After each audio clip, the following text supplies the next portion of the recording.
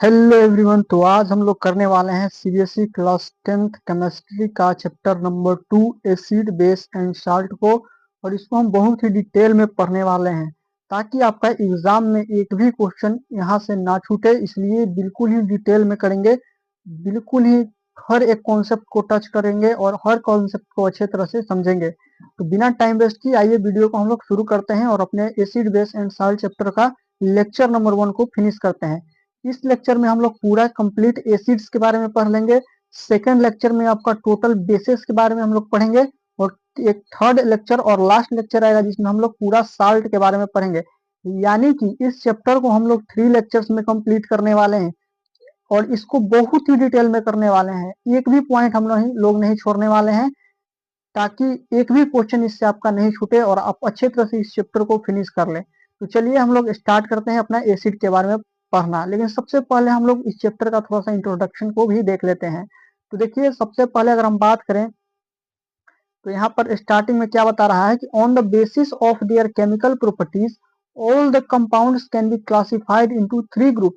यानी कि chemical properties के बेसिस पर अगर हम कंपाउंड्स को क्लासिफाई करेंगे तो उनको 3 ग्रुप्स में डिवाइड किया गया है। तो वो कौन कौन से ग्रुप्स हैं? तो पहला हमारा एसिड होता है, दूसरा हमारा बेसिस है और थर्ड क्या है? तो साल्ट्स हैं। यानी 3 ग्रुप्स कौन कौन से हैं? एसिड हैं, बेस हैं और साल्ट्स हैं। केमिकल प्रॉपर्टीज के बेसिस पर जब हम लोग कंपाउंड को क्लासिफाई किए तो हमको 3 ग्रुप में इसको डिवाइड किए, पहला एसिड, दूसरा बेस और तीसरा साल्ट।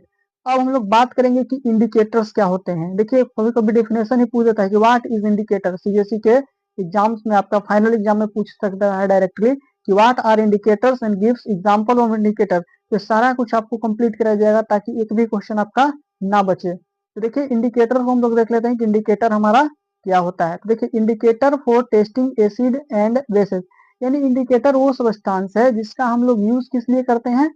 एसिड बेस को टेस्ट करने के लिए करते हैं। यहाँ पर डिफिनेशन को भी बताया गया है कि हमारे इंडिकेटर्स क्या होते हैं। तो देखिए, यहाँ पर डिफिनेशन देखिए कि इंडिकेटर क्या है। तो देखिए, it is a die.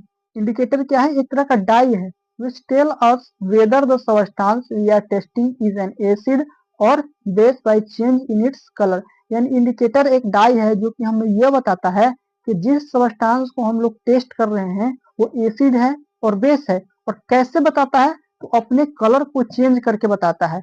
Acid में डालेंगे तो उसका कलर कुछ और हो जाएगा, बेस में डालेंगे तो उसका कलर कुछ और हो जाएगा। यानी कलर को चेंज करके ये बताता है कि कौन सा सबस्टांस एसिड है और कौन सा सबस्टांस बेस है। तो इंडिकेटर का आप डिफिनेशन ये वाला आप अच्छे तरह से नोट कर लेंगे और इसको याद भी कर लेंगे।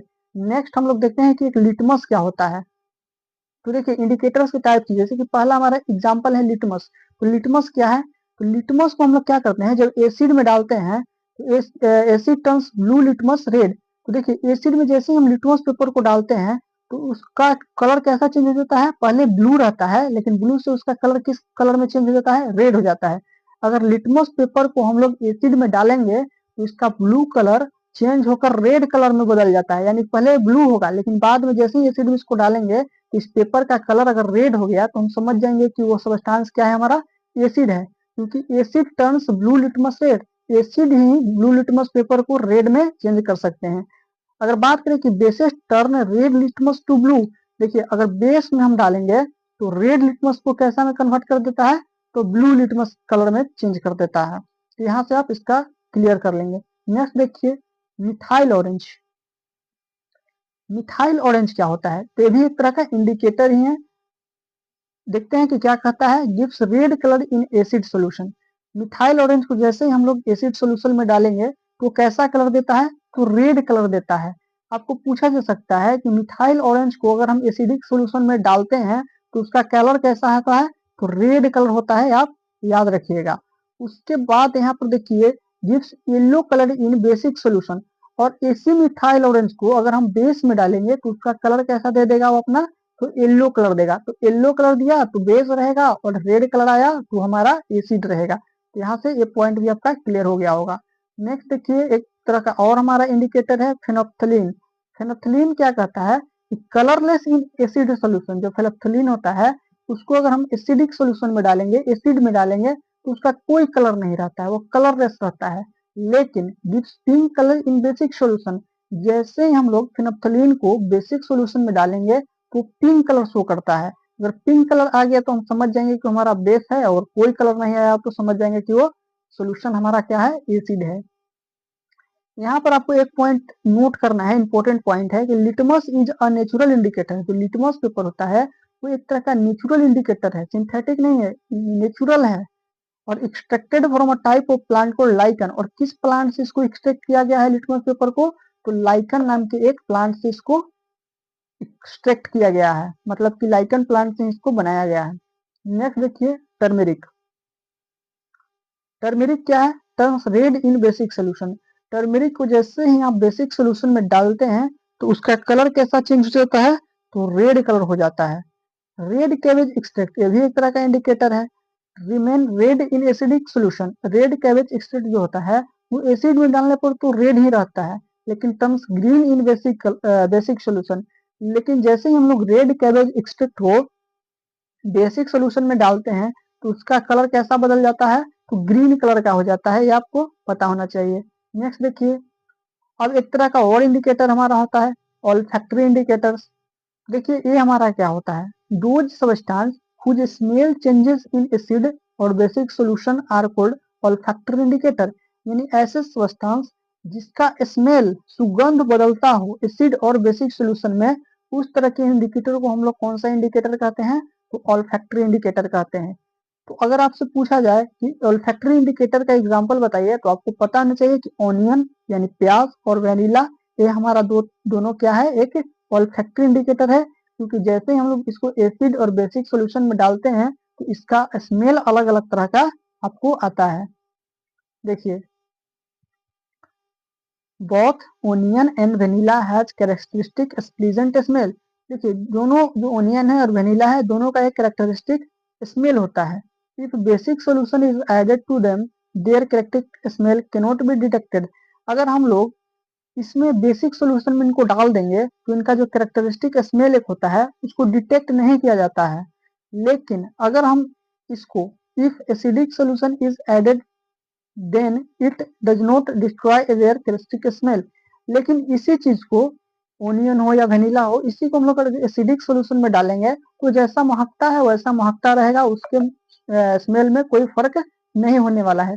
लेकिन जैसे ही हम लोग उसको बेसिक सॉल्यूशन में डालते हैं तो उसका जो स्मेल होता है वो डिटेक्ट नहीं होता है, मतलब कि उसका जो स्मेल है, प्याज का जो स्मेल है वो गायब हो जाएगा, उसका स्मेल पता ही नहीं चलेगा। लेकिन एसिडिक सॉल्यूशन में उसका स्मेल आपको पता चल जाएगा। तो यहाँ से ये वाला भी पॉइंट आपका क्लियर हो गया होगा। अब हम लोग स्टार्ट करते हैं एसिड के बारे में पढ़ना। एसिड हमारा क्या है, तो देखिए acid are those chemical substance which have sour taste. तो सबको पता है कि एसिड हमारा वो केमिकल सब्सटेंस है जिसका टेस्ट कैसा होता है, तो सोर होता है, खट्टा टेस्ट होता है। उसके बाद अगर हम बात करें ऑर्गेनिक एसिड क्या होता है, acid present in plants material and animal is called organic acid. यानी ऐसे एसिड जो आपको प्लांट के अंदर मिलते हैं, एनिमल्स के अंदर मिलते हैं, उन्हें हम एक स्पेशल नाम दे देते हैं, क्या चीज, ऑर्गेनिक एसिड बोल देते हैं। अब बात करते हैं कि एग्जाम्पल क्या क्या है हमारे ऑर्गेनिक एसिड के, तो नीचे देखिए एग्जाम्पल भी आपको ऑर्गेनिक एसिड के मिल जाएंगे। तो देखिए एसिटिक और इथेनोइक एसिड, ये हमारा एक ऑर्गेनिक एसिड है जो कि विनेगर में मिलता है। सिट्रिक एसिड आपको लेमन में और ऑरेंज में, संतरे में मिलेगा। लैक्टिक एसिड आपका सौर मिल्क, खट्टा दूध या फिर से दही में मिल जाएगा। टार्टरिक एसिड आपको टर्माइन एंड अनराइप ग्रेप्स में भी मिल जाता है। ग्रेप्स में मतलब आपको पता ही होगा, अंगूर में आपको मिल जाएगा टार्टरिक एसिड। ऑक्जेलिक एसिड आपको कहाँ मिलता है, तो टमाटोस के अंदर, टमाटर के अंदर आपको ऑक्जेलिक एसिड मिल जाता है। देखिए ये सारा हमारा प्लांट्स के अंदर मिल रहा है, इसलिए हमारा कैसा एसिड है, ये सब ऑर्गेनिक एसिड है। उसके बाद फॉर्मिक और मिथेनोइक एसिड, फॉर्मिक एसिड को ही मिथेनोइक एसिड भी हम लोग कहते हैं। ये हमारा कहाँ मिलता है, तो अंट, स्टिंग एंड नेटल में आपको देखने को मिल जाता है फॉर्मिक और मिथेनोइक एसिड। आपको क्वेश्चन में पूछा जा सकता है कि कौन सा ऐसा एसिड है जो कि अंट के स्टिंग में मिलता है, तो आपको पता होना चाहिए फॉर्मिक और मिथेनोइक एसिड है जो कि अंट के स्टिंग में मिल जाता है। नेक्स्ट हम लोग देखते हैं मिनरल एसिड। आखिर मिनरल एसिड क्या है, acid prepared from the mineral of earth. यानी ऐसे एसिड जो अर्थ के मिनरल से बनाया गया हो उन्हें हम मिनरल एसिड कह देते हैं। इसका एग्जाम्पल क्या क्या है, तो देखिए आप सभी को पता होगा हाइड्रोक्लोरिक एसिड जिसका फॉर्मूला HCl होता है, सल्फ्यूरिक एसिड H2SO4 इसका फॉर्मूला होता है। नाइट्रिक एसिड इसका फॉर्मूला HNO3 होता है। कार्बोनिक एसिड इसका फॉर्मूला H2CO3 होता है। ये सभी हमारा कौन सा एसिड है? तो मिनरल एसिड है। और जो इसके पहले हम लोग ऊपर देखे थे वो कौन सा था? ऑर्गेनिक एसिड था। अब हम लोग बात करेंगे स्ट्रॉन्ग एसिड और वीक एसिड के बारे में कि कौन एसिड हमारा स्ट्रॉन्ग एसिड है और कौन हमारा वीक एसिड होता है। तो देखिए स्ट्रॉन्ग एसिड क्या है? All mineral acid are strong acid except carbonic acid. तो यहाँ पर ऊपर आपने जितना भी मिनरल एसिड देखा ये सब हमारा क्या था? मिनरल एसिड था। ये सभी हमारा स्ट्रॉन्ग एसिड होता है। सिर्फ इस वाले को H2CO3 यानी कार्बोनिक एसिड को छोड़कर बाकी जितने भी मिनरल एसिड हैं सभी हमारे स्ट्रॉन्ग एसिड में आते हैं। लेकिन एक एक्सेप्शन क्या है? कार्बोनिक एसिड, ये हमारा स्ट्रॉन्ग एसिड नहीं होता है। तो आप याद रखेंगे कि जितने भी तरह के मिनरल एसिड हैं सभी हमारा स्ट्रॉन्ग एसिड होते हैं एक्सेप्ट कार्बोनिक एसिड जिसका फॉर्मूला H2CO3 होता है। वीक एसिड क्या है? All organic acid are weak acid. जितने भी हमारा ऑर्गेनिक एसिड हैं तो सभी क्या हैं? वीक एसिड होते हैं। जैसे कि टार्टेरिक एसिड, जैसे कि हमारा क्या था सिट्रिक एसिड, बहुत तरह के जो ऊपर हम लोग ऑर्गेनिक एसिड देखे थे वो सभी हमारा वीक के अंदर आता है। अब बात करेंगे कॉन्सेंट्रेटेड एसिड क्या होता है और डाइल्यूटिंग एसिड क्या होता है। ये सब बहुत इंपॉर्टेंट टर्म्स है जिसको अगर आप नहीं समझेंगे तो आगे चलकर आपको बहुत ही दिक्कत होने वाला है, क्योंकि सारा टर्म आपका आगे यूज होगा कि कौन सा स्ट्रॉन्ग एसिड है कौन सा वीक है। तो आपको स्ट्रॉन्ग का नाम सुनते ही याद आना चाहिए कि जितना भी मिनरल एसिड हम देखे थे सारा हमारा स्ट्रॉन्ग के अंदर आता है। लेकिन एक एक्सेप्शन था, किसको छोड़कर? तो कार्बोनिक एसिड को छोड़कर, जिसका फॉर्मूला क्या था? H2CO3 था।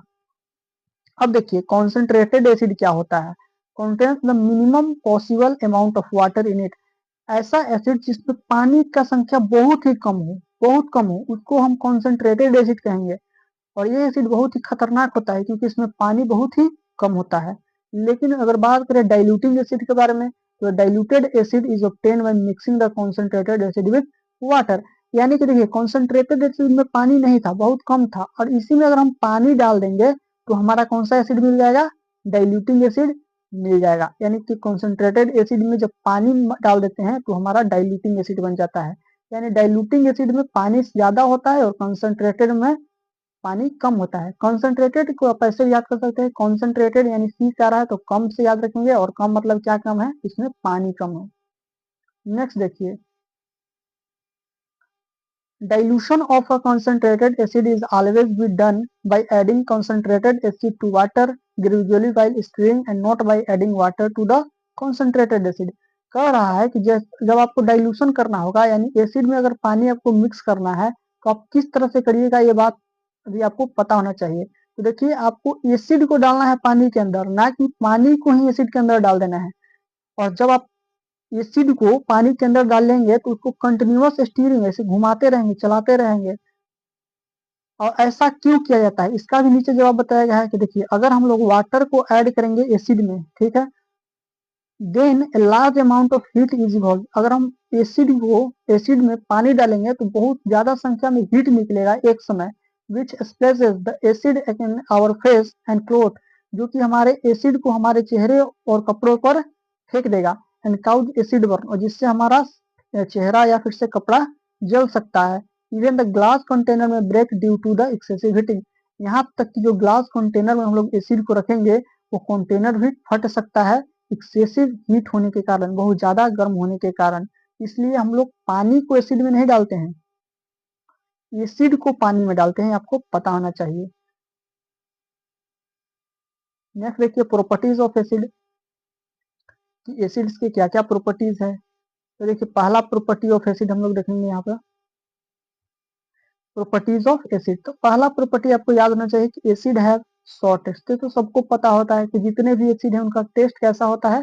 तो खट्टा होता है, सॉर होता है। सेकंड पॉइंट देखिए turns blue litmus to red. ये भी ऊपर हम लोग देख चुके थे कि एसिड जो है वो ब्लू लिटमस पेपर को किस कलर में चेंज कर देता है? तो रेड कलर में चेंज कर देता है।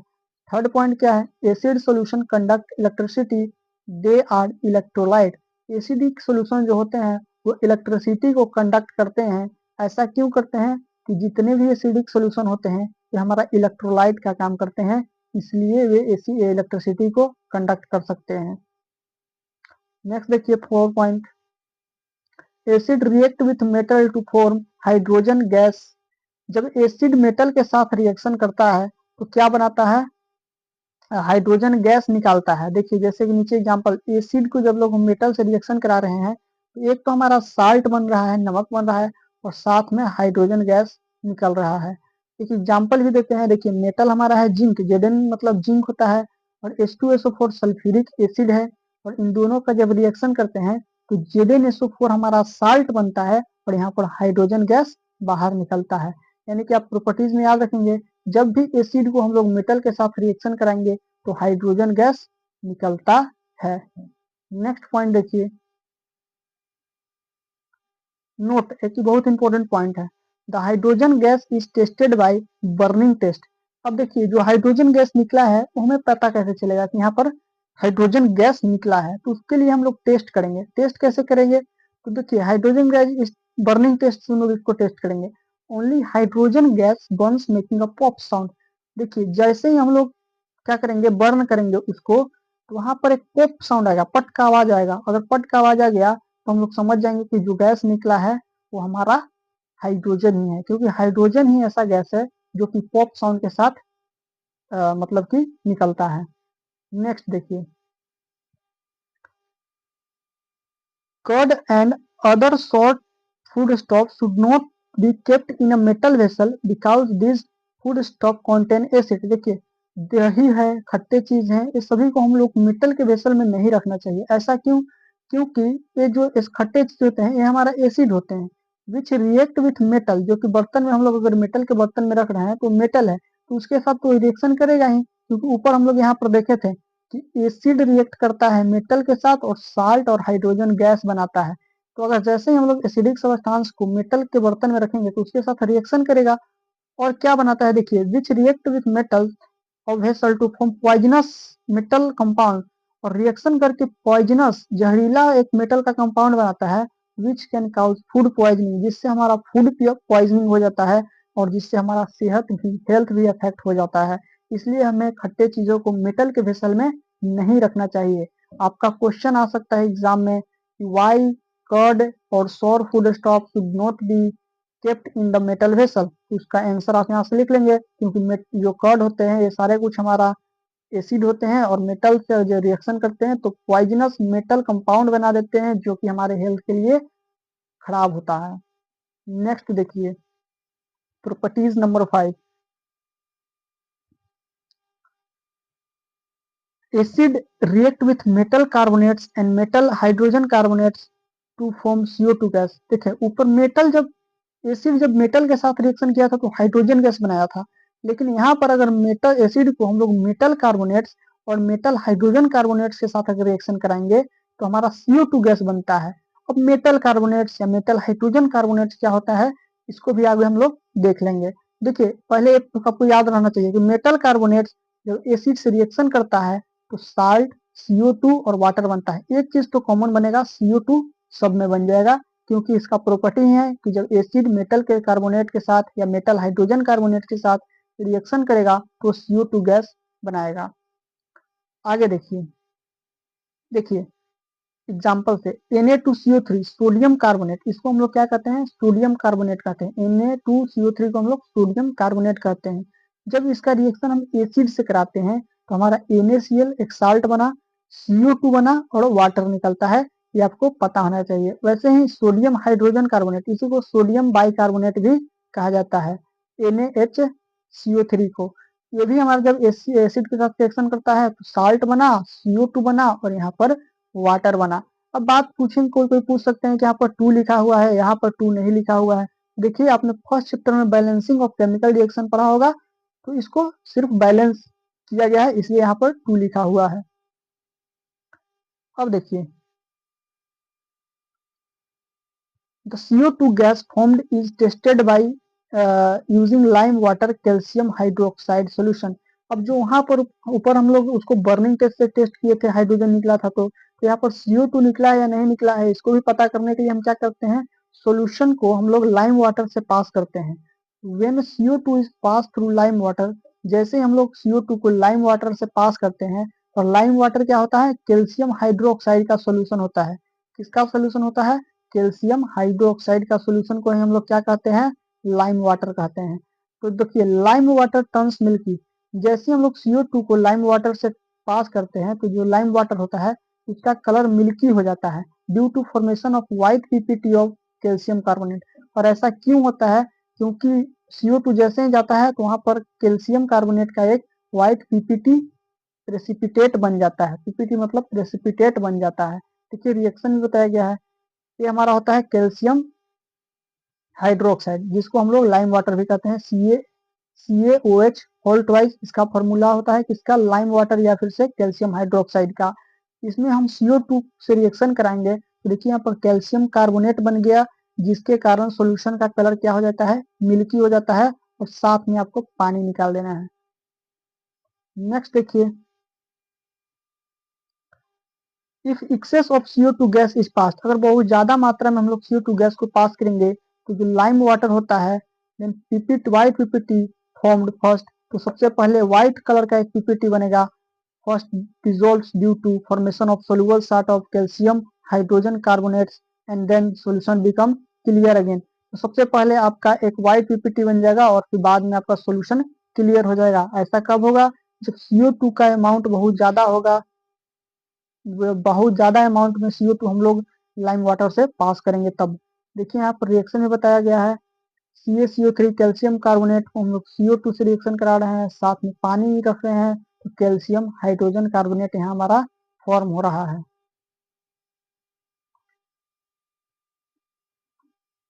इफ एक इंपॉर्टेंट पॉइंट है जिसको आपको पता होना चाहिए, if someone is suffering from acidity, अगर किसी को एसिडिटी का प्रॉब्लम है, गैस का प्रॉब्लम है आफ्टर एवरीथिंग, जो कि बहुत ज्यादा खाने से हो जाता है, they can take baking soda. उनको क्या लेना चाहिए? जो खाने वाला सोडा होता है सोडियम बाइकार्बोनेट, उसको लेना चाहिए as remedy which react with excess HCl, जो कि हमारे पेट में जो HCl होता है, एसिड होता है, उससे रिएक्शन करके उसको न्यूट्रलाइज कर देता है और आपको रिलीफ मिल जाता है। यानी कि अगर आपको ज्यादा एसिडिटी हो रहा है तो आपको बेकिंग सोडा खाना है। अगर बेकिंग सोडा खाते हैं तो एसिड से रिएक्शन करके उसको न्यूट्रलाइज कर देता है, मतलब उसका प्रभाव को खत्म कर देता है, जिससे आपको रिलीफ मिल जाता है। नेक्स्ट देखिए, limestone, marble, chalk are different form of calcium carbonate। limestone, marble, chalk ये डिफरेंट फॉर्म है किसका? तो कैल्शियम कार्बोनेट का।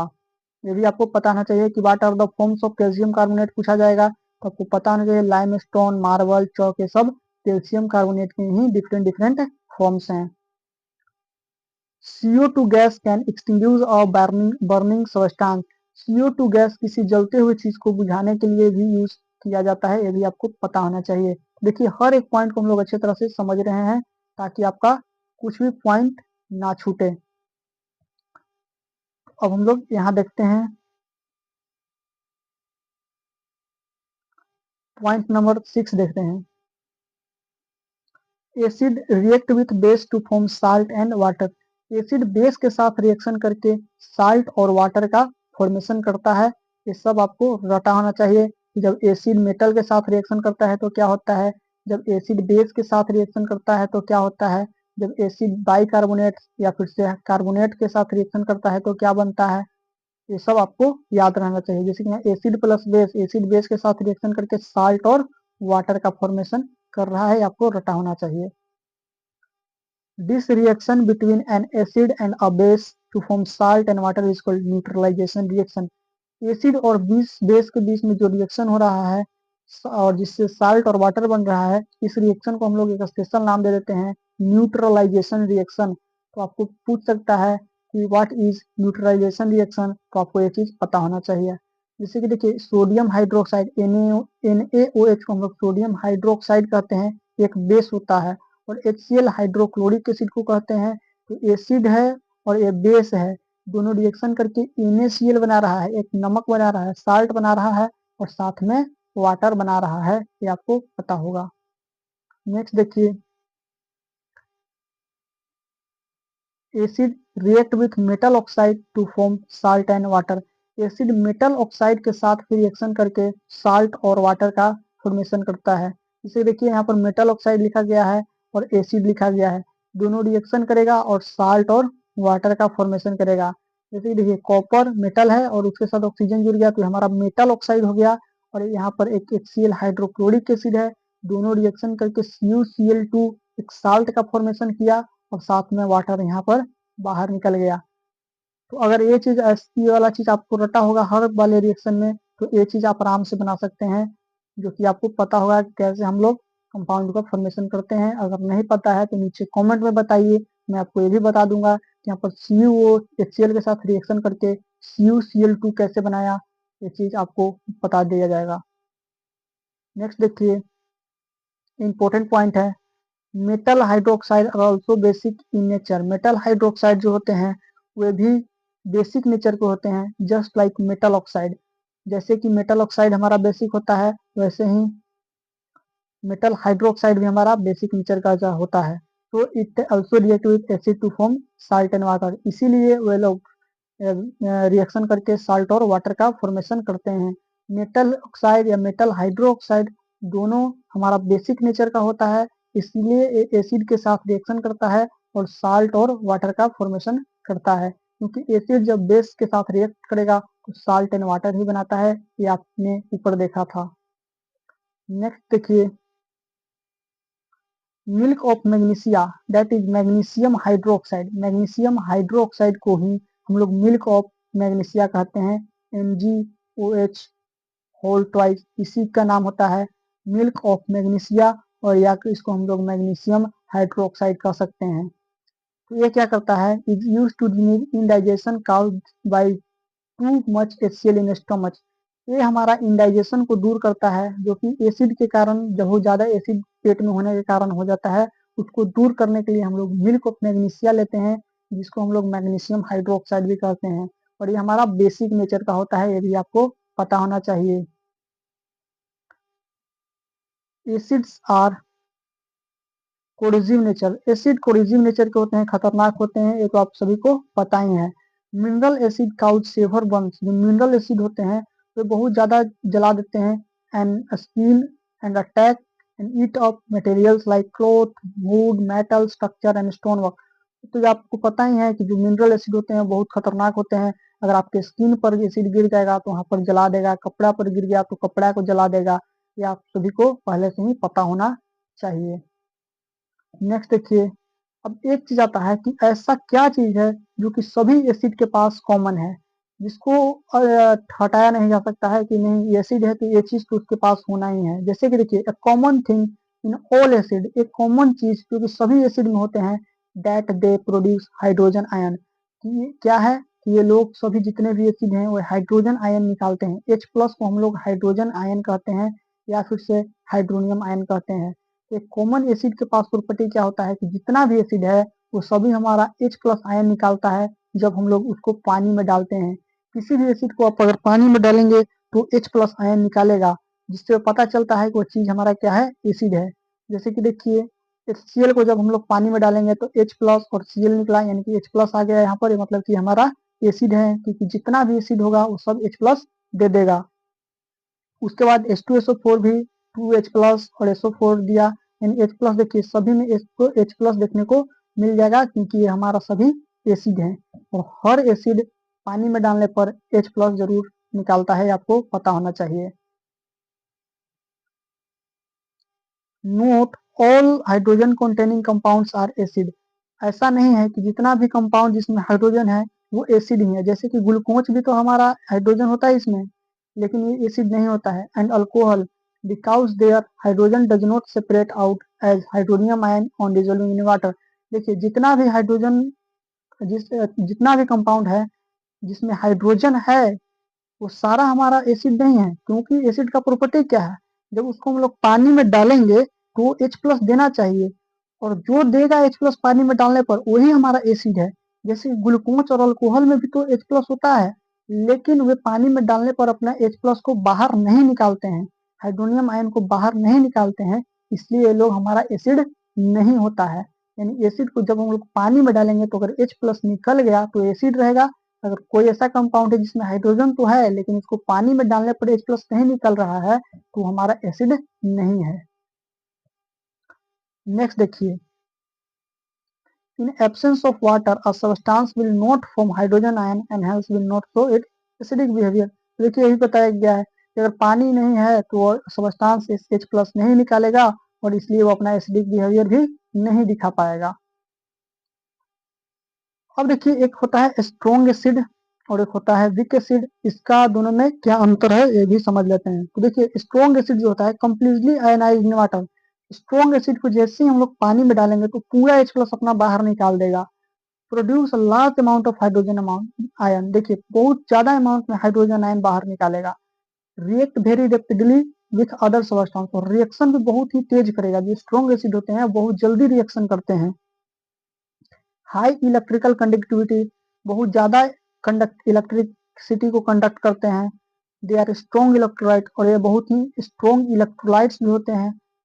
उसके बाद ये कौन कौन से एग्जांपल हैं स्ट्रॉन्ग एसिड के, तो H2SO4 हमारा एक स्ट्रॉन्ग एसिड है, HNO3 हमारा एक स्ट्रॉन्ग एसिड है। वैसे ही सारे मिनरल एसिड जितने भी थे वो स्ट्रॉन्ग एसिड है एक्सेप्ट H2CO3 यानी कि कार्बोनिक एसिड। नेक्स्ट देखिए weak acid, partially ionised in water, ये हमारा पार्सली आयनाइज होता है वाटर में, यानी कि इसको पानी में डालेंगे तो पूरा H प्लस नहीं निकालेगा, थोड़ा थोड़ा H प्लस निकालेगा, इसलिए इसको वीक एसिड की कैटेगरी में डाला गया है। Produce a small amount of hydrogen ion, देखिए बताया गया है बहुत ही कम अमाउंट में हाइड्रोजन आयन को बाहर निकालता है। React quite slowly with other substance, और ये रिएक्शन भी स्लोली करता है, धीरे धीरे करता है।